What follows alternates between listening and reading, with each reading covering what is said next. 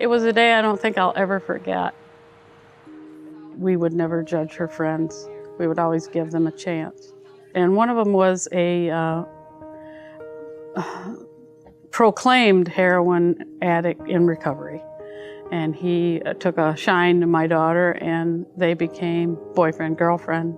I had started dating him after I was in an abusive relationship for about a year. I feel like I entered into the relationship way too early after that, because anything that happened to me in that abusive relationship, I just kind of closed off and I didn't tell anyone. I didn't even tell my parents about it, even though they had their own assumptions. She came to us one day, and she wasn't herself. She wasn't sure how to tell us anything, and she was kind of just very distant and very distraught. And I just looked at her and said, "Honey, is there something bothering you? You're not really with it." She goes, "No, I'll tell you guys later." And that was the end of that. And it wasn't 2 days later, I got a call from the bank. My credit card was compromised. Every day, cash advances through separate ATMs.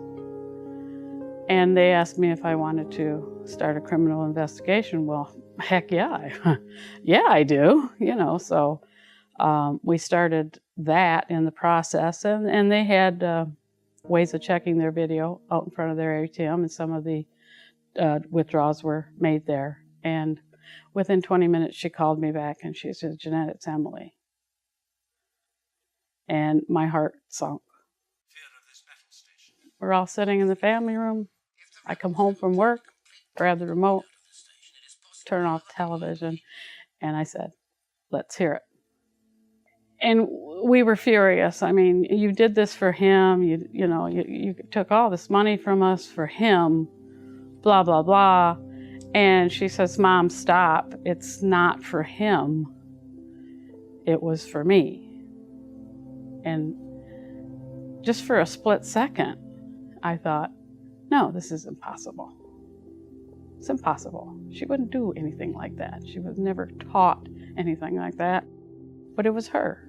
I ended up breaking up with him because my parents had found out that I was doing drugs and he was doing drugs, so that relationship kind of ended, and it was tough, but the thing was the relationship ended, but not the problem. She came clean and talked about her addiction freely with my husband and I, and we were, like every parent, clueless. My parents, I don't know what I would do without them. Literally, I wouldn't know what to do without them. We could have had her jailed. I decided, no, I don't want my daughter going to jail. I don't want her in prison for this.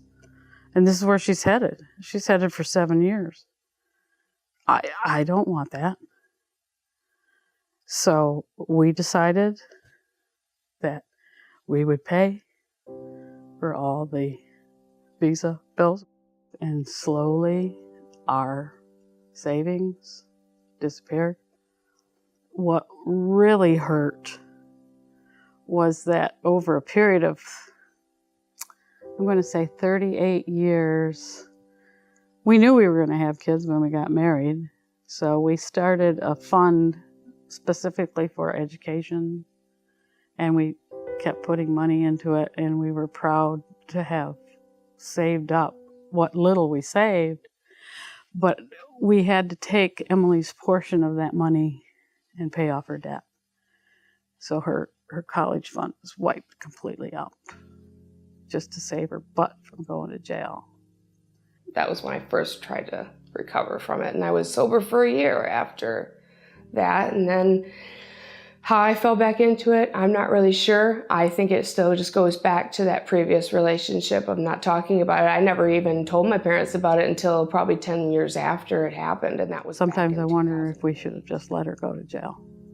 At least we know she would have been safe and she would have been off of drugs. I do suffer from PTSD from all these things, and it seems like that seemed to be the only thing that would just make it stop. My mind would just stop and everything would disappear. even if it was just for a few moments.